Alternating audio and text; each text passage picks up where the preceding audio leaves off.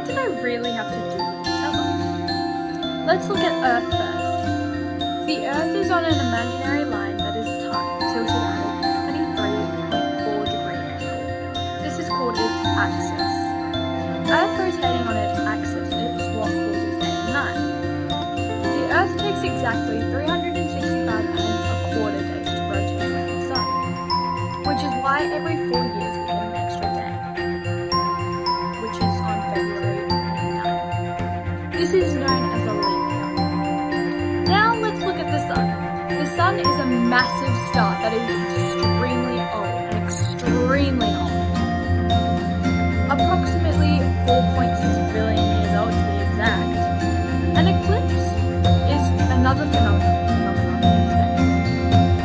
Two really common ones are lunar and solar eclipse. A lunar eclipse takes place when the Earth is in the middle of the Sun. So this is the Sun, this is the Moon. And a solar eclipse is when the Sun, the Earth, on Earth we still get the effect of the Sun. In some ways this happens by the tide rising. The tide happens by the Moon's gravitational field pulling the sea up. This occurs usually twice a day. On Earth, the Sun has an effect on us by the sunset and sunrise. The Sun sets in the west and rises in the east.